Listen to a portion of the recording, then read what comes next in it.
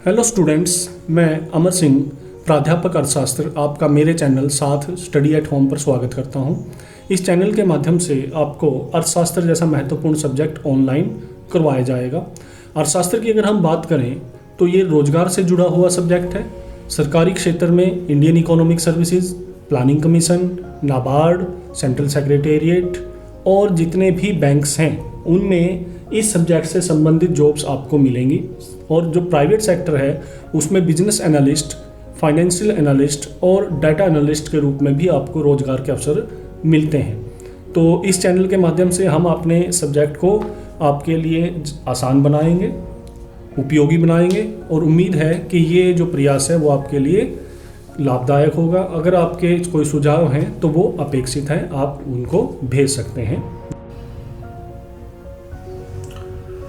Students, आज हम समष्टि अर्थशास्त्र के तीसरे अध्याय का जो सेकंड पार्ट है और इसमें जो हमारे दो बड़े क्वेश्चंस जो रह गए थे, 3 क्षेत्रीय मॉडल तथा 4 क्षेत्रीय मॉडल, इनमें से जो 3 क्षेत्रीय मॉडल है वो ज़्यादा इंपॉर्टेंट है क्योंकि जो क्वेश्चन ज़्यादातर आते हैं, अगर आते हैं, क्योंकि इस चैप्टर से बड़े क्वेश्चन आने की उम्मीद कम रहती है, लेकिन अगर आता है बड़ा क्वेश्चन तो वो 3 सेक्टर मॉडल से और 2 सेक्टर मॉडल से ही आने की संभावना है। 4 सेक्टर मॉडल से आने की संभावना बहुत कम है, लेकिन उसको बिल्कुल भी हम जीरो नहीं कर सकते उसकी संभावना को। तो 3 क्षेत्रीय मॉडल, 3 क्षेत्रीय अर्थव्यवस्था में आय के चक्रीय प्रवाह की व्याख्या कीजिए। तो आय के चक्रीय प्रवाह के 3 क्षेत्रीय मॉडल में अर्थव्यवस्था के कितने क्षेत्र हैं? 3। कौन कौन से? घरेलू, उत्पादक, सरकारी। ठीक है।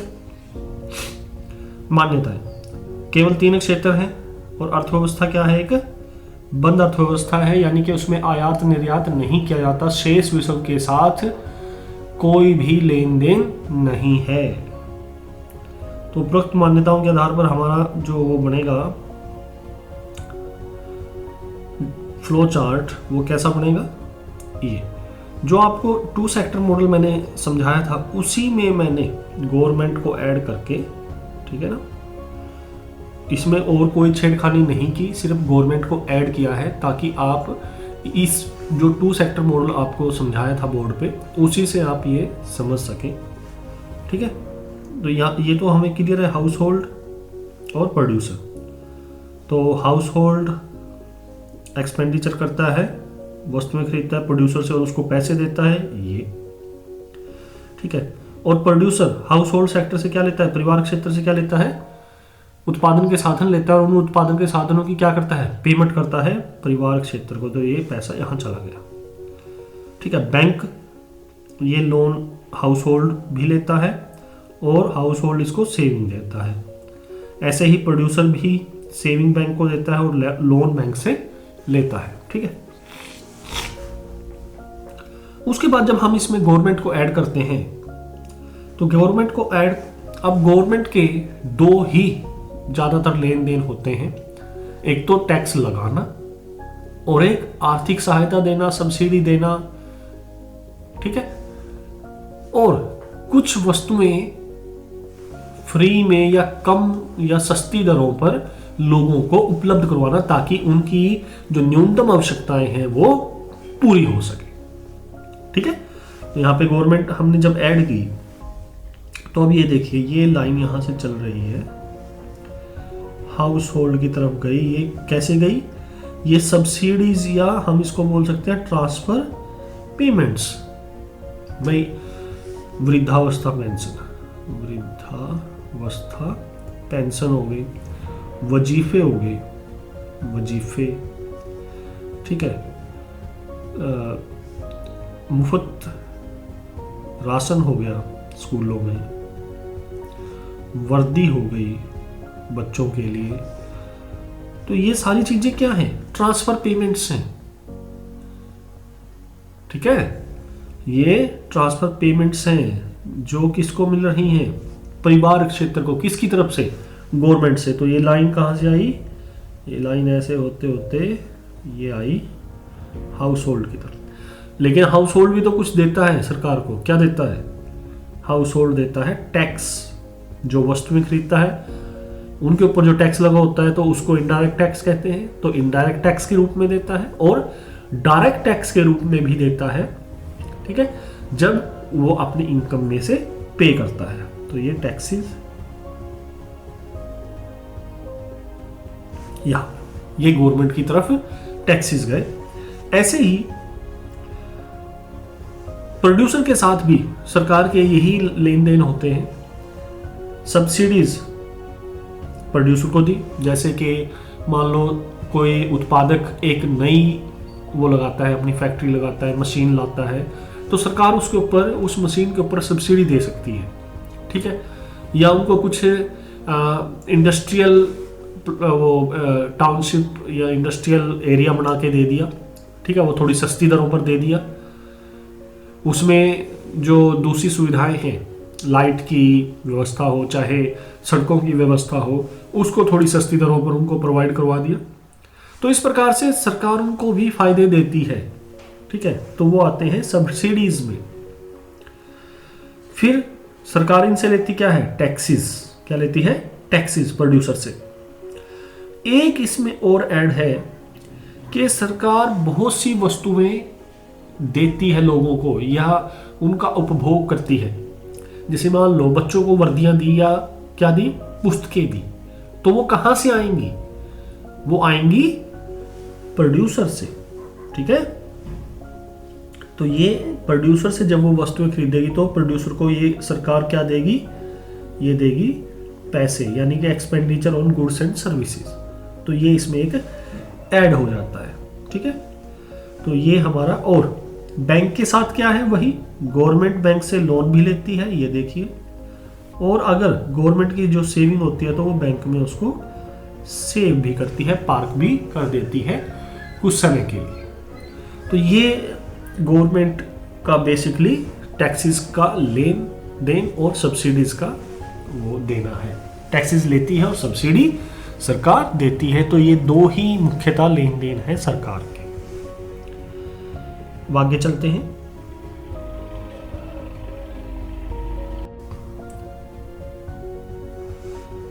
तो आपकी जो पीडीएफ है उसमें आपके ये जो फ्लो चार्ट है वो आपको मिलेगा, ठीक है। जो मैंने हाथ से बनाया है वो फ्लो चार्ट आपको नहीं मिलेगा, क्योंकि वो मैंने आपको समझाने के लिए बनाया था। ये आप अपने उसमें कॉपी में उतार सकते हैं और यही आपको एग्ज़ाम में बनाना है अगर इस पे क्वेश्चन आता है। उसके बाद हम इस जो फ्लो चार्ट है इसकी एक्सप्लेनेशन करेंगे। तो इस एक्सप्लेनेशन में हमने जो 2 सेक्टर मॉडल में आपको एक्सप्लेनेशन करवाई थी, तो लगभग वही हमने यहाँ पे यूज़ की है, ताकि जो लैंग्वेज है वो सेम बनी रहे और आपको हर बार नई वो याद करने की आवश्यकता ना पड़े, ठीक है ना। जो सिर्फ हमने एक सेक्टर ऐड किया है वही इसमें एक एडिशन मिलेगा, नहीं तो आपको 2 सेक्टर मॉडल ही मिलेगा। 2 सेक्टर्स तक सरकारी क्षेत्र पर जाकर ये चेंज हो जाएगा, ठीक है। तो घरेलू क्षेत्र सबसे पहले हम करेंगे। घरेलू क्षेत्र में परिवार क्षेत्र अन्य क्षेत्रों से कुछ प्राप्तियां करते हैं और कुछ भुगतान। तो हम इसको इसी फॉर्मेट में पढ़ेंगे, प्राप्तियां और भुगतान। प्राप्तियां क्या है घरेलू क्षेत्र की? घरेलू क्षेत्र को उत्पादक से कारकों के साधनों के बदले में कारक आय, लगान, ब्याज, लाभ, मजदूरी के रूप में प्राप्त होती है। इस क्षेत्र को सरकारी क्षेत्र से हस्तांतरण भुगतान यानी कि ट्रांसफर पेमेंट्स भी प्राप्त होती हैं। हस्तांतरण भुगतान जो होते हैं वो एक तरफा भुगतान होते हैं, जिनके बदले में किसी प्रकार की जो भुगतान है या सेवा प्रदान करने की आवश्यकता नहीं होती। जैसे बुजुर्गों को जो वृद्धावस्था पेंशन मिल रही है, तो उसके बदले में बुजुर्गों को कोई भी सेवा या पेमेंट करने की आवश्यकता नहीं है, ठीक है ना। आप बच्चों को जो वजीफे मिल रहे हैं या आपके महीने में जो खातों में पैसे आ जाते हैं, ठीक है, तो वो जो है सरकार की तरफ से, उसके लिए आपको किसी भी प्रकार का भुगतान या उसके बदले में सेवा प्रदान करने की आवश्यकता नहीं होती। तो इनको हम एक तरफा भुगतान कहते हैं। भुगतान क्या है घरेलू क्षेत्र के? जो अपनी आवश्यकताओं के लिए वस्तुओं और सेवाएं खरीदेगा, उनके लिए क्या करेगा? वो भुगतान करेगा। पैसे दे के तो खरीदेगा भाई, आप उसमें दुकान पर गए, वहाँ से आपने कुछ सामान खरीदा या कोई सेवा ली, जैसे बैंकिंग सेवा या बीमा सेवा, तो उसके बदले में आप भुगतान करोगे या नहीं करोगे? करना पड़ता है, ठीक है। और सरकार को क्या देता है? प्रत्यक्ष कर, ठीक है। तो इस प्रकार इस क्षेत्र की बचत का प्रभाव पूंजी बाजार की ओर होता है। तो ये जो हमारा पूंजी बाजार है, बैंकिंग सेक्टर है, उसको बचत के रूप में पैसा भी देता है। अब आते हैं उत्पादक क्षेत्र की तरफ। उत्पादक क्षेत्र की मुख्य प्राप्तियां क्या है? पहले प्राप्तियां देखेंगे। उत्पादक क्षेत्र को घरेलू क्षेत्र से तथा सरकारी क्षेत्र से वस्तुओं और सेवाओं के बदले में आय प्राप्त होती है। मैंने आपको बताया था डायग्राम के अंदर, फ्लो चार्ट के अंदर, कि जो सरकारी क्षेत्र है वो बहुत सी वस्तुएं और सेवाएं प्रदान करता है समाज को, सोसाइटी को। तो उन वस्तुओं और सेवाओं को वो खरीदता कहाँ से है? वो खरीदता है प्रोड्यूसर से। तो जब वो प्रोड्यूसर से वस्तुएं और सेवाएं खरीदेगा लोगों को देने के लिए, तो वो उसके लिए क्या करेगा? भुगतान। पूंजी बाजार से क्या लेगा? आवश्यकता के अनुसार कर्जे प्राप्त करता है। और उत्पादक क्षेत्र को सरकारी क्षेत्र से उत्पादन बढ़ाने के लिए क्या प्राप्त होती है? आर्थिक सहायता। भाई मशीन सस्ती दर पे मिल जाएगी, ठीक है ना, मशीन सस्ती दर पे मिल जाएगी, तो इस प्रकार से आर्थिक सहायता प्राप्त होती है, ठीक है।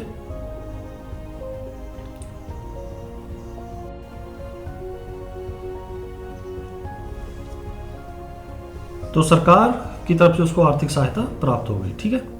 उसके बाद भुगतान क्या है? तो जो उत्पादक क्षेत्र है वो कारक जब सेवाएं लेगा परिवारक क्षेत्र से, तो उसके बदले में क्या देगा? भुगतान करेगा, ठीक है। सरकार को क्या देगा? कर देगा। तथा जो बचत होगी उसको कहां पर जमा करेगा? पूंजी बाजार में। तो इस प्रकार वो अपनी प्राप्ति और भुगतान इस प्रकार से वो करता है। तीसरा, सरकारी क्षेत्र जो अभी ऐड हुआ हमारा, गवर्नमेंट सेक्टर।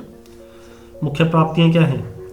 सरकारी क्षेत्र को परिवारक क्षेत्र से प्रत्यक्ष कर तथा उत्पादक क्षेत्र से अप्रत्यक्ष कर तथा निगम कर प्राप्त होते हैं। तो जैसे मैंने आपको बताया था, परिवारक क्षेत्र, ठीक है, परिवारक क्षेत्र क्या करता है? वस्तुओं और सेवाओं को खरीदता है और उनके ऊपर जो अप्रत्यक्ष कर लगा होता है उसको वो पे करता है, उसी कीमत में वो शामिल होता है। जो एमआरपी होती है ना, उसी में वो, या जो आप पे करते हो उसी में वो शामिल होता है। लेकिन उस टैक्स को जो आपने पे कर दिया वस्तु को खरीदते हुए, उसको जमा कौन करवा रहा है?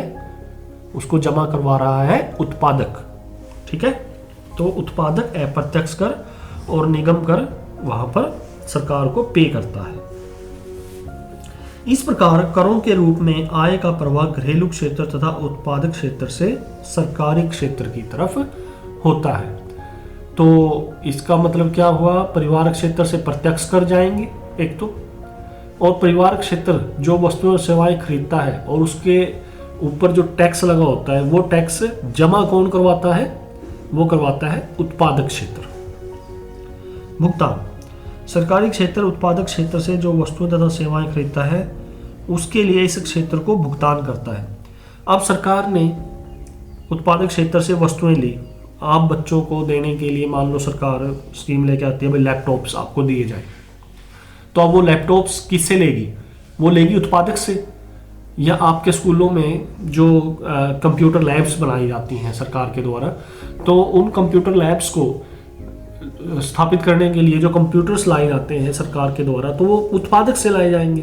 तो उत्पादक को उसके बदले क्या देगी? वो पैसे देगी। वो पैसे देगी तो लेके आएगी, ऐसे थोड़ी ना कि मुझे इतने वो दे दो, ऑर्डर दे दियो और उसके पास कंप्यूटर्स आ गए, ठीक है। तो सरकार क्या करेगी? उत्पादक क्षेत्र को भुगतान करेगी और आर्थिक सहायता भी देती है। ये आपको बताया था, सब्सिडीज देती है उत्पादक क्षेत्र को ताकि वह अपना उत्पादन बढ़ा सके। उसको मशीन के ऊपर सब्सिडी दे सकती है, या उसको जो टाउनशिप है, ठीक है, इंडस्ट्रियल एरिया है, उसको डेवलप करके वो सब्सिडी इसको उत्पादक क्षेत्र को देती है। सरकारी क्षेत्र द्वारा घरेलू क्षेत्र से को वृद्धावस्था पेंशन, वजीफे आदि के रूप में भी आर्थिक सहायता दी जाती है, सब्सिडी दी जाती है। यदि सरकारी क्षेत्र की आय उसके व्यय से अधिक होती है तो पूंजी बाजार से वो क्या कर लेता है, बचत जमा कर सकता है, अथवा इसके विपरीत पूंजी बाजार से रुपया उधार ले सकता है। तो पूंजी बाजार के साथ उसका लेन देन क्या हुआ कि जब उसके पास मतलब उसकी आय ज़्यादा है, खर्चे कम है, तो उसके पास बचत होती है, तो उस बचत को कहाँ पर जमा कर सकता है वो, उस बचत को जमा कर सकता है वो बैंक में, पूंजी क्षेत्र में, ठीक है। और जब उसको जरूरत होगी, उसके खर्चे ज़्यादा हैं और आय कम है, तो वो उससे उधार लेकर भी अपना वो काम चलाएगी। अब आता है पूंजी बाजार। परिवार क्षेत्र, उत्पादक क्षेत्र और सरकारी क्षेत्र अपनी आय का कुछ भाग बचत करते हैं और उस बचत को कहां पे देते हैं, वो उस बचत को कहां पे देते हैं, पूंजी बाजार में, ठीक है भाई। उत्पादक जो परिवार क्षेत्र है वो बचत क्यों करता है कि आगे जाकर उसको कभी मान लो कोई बीमारी हो गई या कहीं पर उसको मकान लेना हो गया, कोई आगे मतलब उसके ऊपर खर्चे आ गए, तो उसको वो उस समय उन खर्चों को करने की स्थिति में हो, उसके पास पैसे हो, इसलिए वो बचत करता है। उत्पादक क्षेत्र क्यों करेगा, उत्पादक क्षेत्र करता है ताकि वो आने वाले समय में जो उसकी पूंजी यानी मशीनरी घिस रही है, ठीक है, या पुरानी पड़ रही है, उसको वो आने वाले समय में बदल सके और अपने उसका विस्तार भी उत्पादन का विस्तार भी वो कर सके। तो वो सुरक्षित कोषों को बढ़ावा देता है उत्पादक क्षेत्र, ताकि उसके पास पहले ही पैसे जमा हो जब उसको नई मशीनरी लगाने की आवश्यकता पड़े। सरकार भी अपने आय का कुछ भाग बचत करती है और इसी प्रकार से पूंजी बाजार से उत्पादक क्षेत्र तथा सरकारी क्षेत्र इन बचतों को निवेश के रूप में उधार लेकर क्या करते हैं, अपने उसको उत्पादन को बढ़ाते हैं। इस प्रकार पूंजी बाजार से बचत का प्रवाह निवेश के रूप में उत्पादक क्षेत्र तथा सरकारी क्षेत्र की ओर होता है और उपभोक्ता या परिवार क्षेत्र भी जब उसको अपना क्या करना हो, उपभोग बढ़ाना हो, तो उस उपभोग को बढ़ाने के लिए मान लो आपको कार लेनी है, आपको एसी लेना है या आपको टीवी लेना है, तो उसके लिए आप क्या करते हो, ईएमआई करवाते हो ना, ठीक है, या आप फोन ले रहे हो तो उसके लिए आपने ईएमआई करवा ली, तो वो ईएमआई भी क्या है, वो आपको लोन है पूंजी क्षेत्र की तरफ से। इसके बाद हमारा है चार क्षेत्रीय मॉडल। चार क्षेत्रीय में कौन कौन से हैं, परिवार क्षेत्र, उत्पादक क्षेत्र, सरकारी क्षेत्र तथा शेष विषम। तो अब यहां पर हमारा कौन सा ऐड हुआ, शेष विषम। मान्यताएं वही हैं, घरेलू क्षेत्र है, उत्पादक क्षेत्र है, सरकारी क्षेत्र है तथा शेष विषम, यानी कि अर्थव्यवस्था में अब कितने क्षेत्र हो चुके हैं, 4। दूसरा, अर्थव्यवस्था एक खुली अर्थव्यवस्था, यानी कि अर्थव्यवस्था का दूसरे देशों की अर्थव्यवस्थाओं के साथ आर्थिक लेन देन है और आयात और निर्यात किया जाता है। तो इसके उसमें जो हम फ्लो चार्ट बनाएंगे, तो ये फ्लो चार्ट भी कोई अलग नहीं है, उसी फ्लो चार्ट में अब यहाँ तक तो हमारा गवर्नमेंट था, ठीक है, जो मैंने पीछे ऐड किया था, 2 सेक्टर मॉडल में ही गवर्नमेंट ऐड किया था यहाँ पर, ठीक है। अब यहाँ पर रेस्ट ऑफ वर्ल्ड हमने ऐड कर दिया। रेस्ट ऑफ वर्ल्ड का जो लेन देन है, ठीक है, किसके साथ है, रेस्ट ऑफ वर्ल्ड का लेन देन है एक तो हमारा हाउस होल्ड के साथ और एक हमारा किसके साथ है, प्रोड्यूसर के साथ, ठीक है। अब प्रोड्यूसर के साथ क्या है, प्रोड्यूसर के साथ हमारा यहाँ पर जब हम आएंगे तो ये हमारा है जब एक्सपोर्ट रिसीप्ट्स, एक्सपोर्ट रिसीप्ट्स, जब प्रोड्यूसर दूसरे अर्थव्यवस्थाओं को अपना सामान भेजता है उसको हम कहते हैं निर्यात। तब जब वो निर्यात करता है तो उसके बदले में उसको क्या प्राप्त होगी, उसके बदले में उसको प्राप्त होती है पेमेंट, भुगतान प्राप्त होता है, आय प्राप्त होती है। तो रेस्ट ऑफ वर्ल्ड से एक्सपोर्ट पेमेंट्स के रूप में पैसा किसकी तरफ आया, पैसा आया प्रोड्यूसर की तरफ। ठीक है। और अब ऐसे ही इंपोर्ट भी तो होते हैं, ठीक है। तो जब इंपोर्ट होंगे तो पैसा किसकी तरफ जाएगा? प्रोड्यूसर से जाएगा किसकी तरफ? रेस्ट ऑफ वर्ल्ड की तरफ। Import payment. तो ये है कि जब एक्सपोर्ट किया जा रहा है तो पैसा हमारी तरफ यानी कि उत्पादक की तरफ आ रहा है, और जब इंपोर्ट किया जा रहा है यानी कि आयात किया जा रहा है तो पैसा हमारी तरफ से किसकी तरफ जा रहा है? रेस्ट ऑफ वर्ल्ड की तरफ, ठीक है। तो इस प्रकार से ये प्रोड्यूसर के साथ है। अब जो परिवार क्षेत्र के साथ रेस्ट ऑफ वर्ल्ड का जो लेन देन है वो कैसा है? यहां पर आप देखें, net transfer payment. Net transfer payment का मतलब क्या हुआ कि जो दूसरे देश हैं, दूसरी अर्थव्यवस्थाएं हैं, तो वो अपने देश की जब कोई मदद करें, कोई सहायता करें विपदा के समय, या वैसे कि भाई कोई उपहार दे दें हमें, ठीक है, तो उसको क्या होगा? वो ट्रांसफर पेमेंट है, यानी कि एक तरफा भुगतान है, तो उसके बदले में आपको कोई भी भुगतान करने की आवश्यकता नहीं है। या आपका कोई बाहर सगा संबंधी रह रहा है बहुत समय से और वो आपको कोई गिफ्ट दे, तो वो क्या है? ट्रांसफर पेमेंट से, ठीक है। आप भी ऐसा कर सकते हो, अपने सगे संबंधी को दे सकते हो जो आप बाहर रह रहा है, तो उसका नेट कि हमने क्या दिया दूसरे देशों को, और दूसरे देशों ने हमें क्या दिया, या उनके लोगों ने हमें क्या दिया, उन दोनों का अंतर क्या आएगा? Net transfer payments. तो ये किसकी तरफ है? ये है हाउस होल्ड की तरफ। ऐसे ही दूसरा net factor payment. Factor payment का मतलब क्या हुआ कि ऐसे हमारे जो लोग हैं, कुछ लोग हैं, बहुत से लोग हैं बल्कि, जो दूसरे देशों में काम कर रहे हैं, और दूसरे देशों के कुछ लोग हैं हमारे देश में काम कर रहे हैं, या उन्होंने यहाँ पे प्रोजेक्ट लगाए हुए हैं, या उन्होंने अपनी मशीनरी यहाँ पे किसी तरीके से दी हुई है, लगाई हुई है, तो जो उसके बदले में उनको पेमेंट्स मिल रही हैं, तो वो उनकी क्या है? फैक्टर पेमेंट्स है। तो जो हमें मिल रहा है और जो उन्हें मिल रहा है, उन दोनों के अंतर को हम यहाँ पे लिखते हैं नेट फैक्टर पेमेंट्स में। तो ये परिवार क्षेत्र की तरफ इसका फ्लो होता है, ठीक है। तो गवर्नमेंट, हाउस होल्ड और प्रोड्यूसर का हम पहले ही कर चुके हैं। थोड़ा सा और आप इसमें जो आपकी बुक में है इसको देख लीजिए। गवर्नमेंट रेस्ट ऑफ वर्ल्ड का क्या है? एक्सपोर्ट रिसीप्ट्स हाउस प्रोड्यूसर की तरफ आई, और इंपोर्ट पेमेंट्स प्रोड्यूसर से रेस्ट ऑफ वर्ल्ड को गई।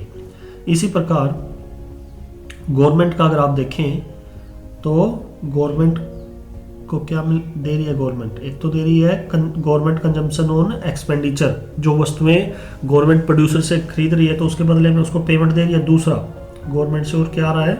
यहाँ पे आप देखें ट्रांसफर पेमेंट्स, जो सब्सिडीज वगैरह गवर्नमेंट दे रही है प्रोड्यूसर को। और तीसरा प्रोड्यूसर क्या दे रहा है? टैक्स गवर्नमेंट को, ठीक है ना। ऐसे ही गवर्नमेंट और हाउस होल्ड का टैक्स हाउस होल्ड गवर्नमेंट को दे रहा है, और ट्रांसफर पेमेंट क्या है? वजीफे वगैरह, वृद्धावस्था पेंशन गवर्नमेंट से इसको मिल रहे हैं। मनी मार्केट और फाइनेंशियल सिस्टम के साथ वही लेन देन है, बोरोविंग सेविंग, बोरोविंग सेविंग, और गवर्नमेंट भी ऐसे ही बोरोविंग और सेविंग, ठीक है। तो यहां तक हमारा हो गया कंप्लीट। उसके बाद अगर हम यहां पर देखें रेस्ट ऑफ वर्ल्ड, ये देखिए नेट ट्रांसफर पेमेंट्स और net factor payments to household. तो इस प्रकार से हमारा ये कंप्लीट फ्लो चार्ट बन जाता है। अब इस चित्र में, तो इस चित्र को जब हम एक्सप्लेन करेंगे तो उसी प्रकार से वही जो अब तक हमने 3 सेक्टर मॉडल में किया, 2 सेक्टर मॉडल में किया, तो अब हम इसमें सिर्फ रेस्ट ऑफ वर्ल्ड जोड़ देंगे, बाकी आपके लिए एज इट इज रहेगा, ठीक है। घरेलू क्षेत्र वही देखिए रिसीप्ट्स। उत्पादक क्षेत्र से उत्पादन के कारकों के बदले में कारक आय, लगान, ब्याज, लाभ तथा मजदूरी के रूप में, और हस्तांतरण भुगतान प्राप्त होते हैं। वजीफे, वृद्धावस्था पेंशन, ये एक तरफा भुगतान होते हैं जिनके बदले में आपको कोई भी भुगतान या सेवा देने की आवश्यकता नहीं होती। भुगतान क्या करती है परिवार क्षेत्र? उत्पादक क्षेत्र से वस्तुएं और सेवाएं खरीदेगी तो उसको क्या देगी? उपभोग व्यय के रूप में भुगतान करता है। और सरकार को प्रत्यक्ष कर का भुगतान करता है। ठीक है, इस क्षेत्र की बचत का प्रभाव पूंजी बाजार की ओर होता है। जब इसके पास कुछ पैसा बच जाएगा तो वो जो बचा हुआ पैसा है वो कहाँ की तरफ जाएगा? पूंजी बाजार की तरफ। ठीक है। उत्पादक क्षेत्र, उत्पादक क्षेत्र की प्राप्तियां सरकारी और घरेलू क्षेत्र से वस्तुओं और सेवाओं के बदले में आय प्राप्त हो गई। शेष विश्व क्षेत्र से निर्यात के बदले में निर्यात के बदले में आय प्राप्त होती है तथा पूंजी बाजार से आवश्यकता के अनुसार कर्जा प्राप्त होता है। तो जब ये रेस्ट ऑफ वर्ल्ड, अब इसमें हमने रेस्ट ऑफ वर्ल्ड जोड़ दिया तो रेस्ट ऑफ वर्ल्ड से क्या होगा? रेस्ट ऑफ वर्ल्ड से जब ये निर्यात करेगा तो उससे रिसीप्ट प्राप्त होती है। ठीक है। और उत्पादक क्षेत्र को सरकारी क्षेत्र से उत्पादन बढ़ाने के लिए क्या मिलेगी? सब्सिडी। तो ये इसकी प्राप्तियां हैं। भुगतान क्या है? उत्पादक क्षेत्र कारकों की सेवाओं के लिए घरेलू क्षेत्र को भुगतान करता है। सरकार को कर देता है और शेष विश्व से किए जाने वाले आयात के लिए भुगतान करता है। तो इसको यानी कि एक तो घरेलू क्षेत्र से जो उसने कारकों की सेवाएं ली हैं उनके बदले में उनको वो क्या देगा? पैसे देगा। सरकार को क्या देगा? ये सरकार है, यहाँ पे सरकार को कर देगा और शेष विश्व से किए जाने वाले आयात के बदले में क्या देगा? भुगतान देगा। तथा जब बचत होगी तो उसको पूंजी बाजार में जमा कर देगा। तो ये होगी उत्पादक की। अब है सरकारी प्राप्तियां। क्या है सरकार की? प्रत्यक्ष कर और उत्पादक क्षेत्र से अप्रत्यक्ष और निगम कर प्राप्त होते हैं। निगम कर। इस प्रकार करों के रूप में आय का प्रवाह घरेलू क्षेत्र तथा उत्पादक क्षेत्र से सरकार की तरफ होता है, सरकारी क्षेत्र की तरफ होता है। सरकार की भुगतान क्या है? सरकारी क्षेत्र उत्पादक क्षेत्र से जो वस्तुएं तथा सेवाएं खरीदता है उसके लिए क्या करेगा? वो भुगतान।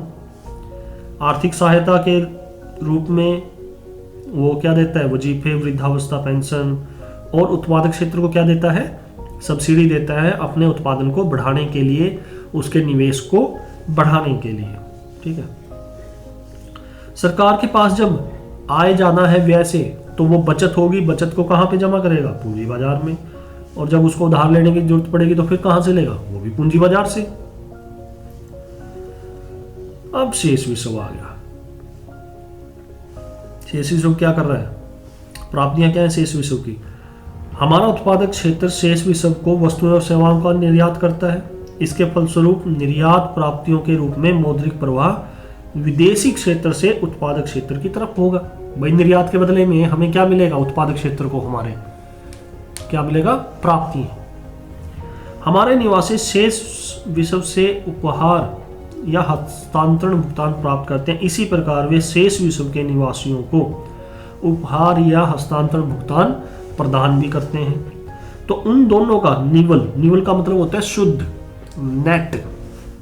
नेट हस्तांतरण भुगतान, यानी कि जो हमने उपहार वगैरह दूसरे निवासियों से प्राप्त किए और जो हमने दूसरे लोगों को, दूसरे देश के लोगों को दिए, उन दोनों का अंतर क्या होगा? निवल हस्तांतरण भुगतान। इसी प्रकार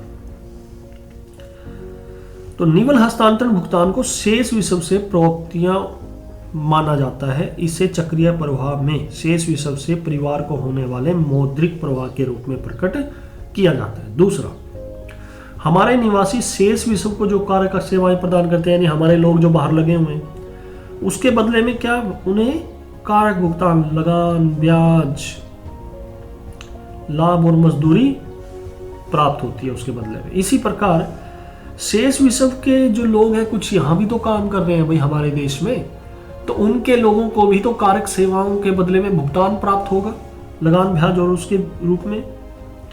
तो इन दोनों के अंतर को क्या लिखते हैं? शेष विश्व से प्राप्त निवल कारक भुगतान। तो ये किसके बराबर होता है? शेष विषम से प्राप्त कारक भुगतान और शेष विषम को दिए गए भुगतान का अंतर ये होता है। इसे विदेशी क्षेत्र से परिवार क्षेत्र की ओर मौद्रिक प्रवाह के रूप में प्रकट किया जाता है। अब भुगतान क्या करता है भैया? शेष विषम। हमारे उत्पादक शेष विषम से वस्तुएं और सेवाओं का आयात करते हैं। इसके फलस्वरूप हम क्या करेंगे? शेष विषम को क्या करेंगे? हम भुगतान करेंगे आयात के बदले में। तो इससे क्या होगा? मौद्रिक प्रवाह उत्पादकों से शेष विषम की तरफ होता है। फिर है पूंजी बाजार। तो पूंजी बाजार वही बचत, परिवार क्षेत्र, उत्पादक क्षेत्र और सरकारी क्षेत्र बचत करता है। परिवार क्षेत्र क्यों करता है? ताकि आने वाले समय में अगर उसको कोई कठिनाई हो जाती है तो वो उसकी भरपाई कर सके, अपने उपभोग को बनाए रख सके। अगर मान लो जैसे कोविड के समय में बहुत से लोगों की जो आय है वो कम हो गई थी, अगर उनके पास बचत है तो वो उस समय में भी अपनी बचत से अपना काम चला सकते हैं जब उनकी आय कम है या बंद हो चुकी है। और उत्पादक क्षेत्र की जो मशीनरी है वो टूट फूट के कारण या पुरानी होने के कारण उसका जो प्रचलन है वो कम हो जाएगा, उसकी मूल्य कम हो जाएगा। तो आने वाले समय में उत्पादक को नई मशीनरी लगानी पड़ेगी। तो उस घिसावट को करने के लिए वो सुरक्षित कोष बना लेता है, पहले ही बैंक में अलग से वो पैसा रखना स्टार्ट कर लेता है, ताकि जब 10 साल के बाद, 12 साल के बाद, 15 साल के बाद जब वो मशीनरी बदलनी पड़े तो उत्पादक के ऊपर बोझ ना पड़े, वित्तीय बोझ ना पड़े, और वो उसको आसानी से सुरक्षित कोषों की मदद से बदल सके। और सरकार भी, जब सरकार के पास कुछ पैसा बच जाता है तो वो उसको जमा कहाँ पे कर देती है? पूंजी क्षेत्र के पास, उधार। जब उत्पादक क्षेत्र को, सरकारी क्षेत्र को पैसों की जरूरत पड़ती है निवेश करने के लिए तो वो पूंजी बाजार से उधार लेते हैं। और इसके साथ ही उपभोक्ता भी उधार लेते हैं। किसके लिए? अपने उपभोग को बनाए रखने के लिए, जैसे कार के लिए, मोटरसाइकिल के लिए, एटसेट्रा। तो ये आपके तीनों क्षेत्रीय मॉडल हो चुके हैं। इसके जो छोटे क्वेश्चन बचे हैं वो इससे अगले वाली जो पार्ट है उसमें आपको करवाया जाएगा। धन्यवाद। स्टूडेंट्स, इससे रिलेटेड जो पीडीएफ है वो आप इस वीडियो के नीचे डिस्क्रिप्शन में जाकर वहाँ जो एक लिंक दिया गया है उससे डाउनलोड कर सकते हैं। ये जो भी आपको नोट्स प्रोवाइड करवाए जा रहे हैं ये हरियाणा बोर्ड और दूसरे बोर्ड्स में जो क्वेश्चंस आ चुके हैं उनके बेस के ऊपर ही आपको ये क्वेश्चन करवाए जा रहे हैं। और 2017, 18, 19 और 20 के जो प्रश्न पत्र हैं वो लगभग इनमें कवर हैं। तो आप इसको पीडीएफ से अपनी कॉपी में उतार सकते हैं। धन्यवाद।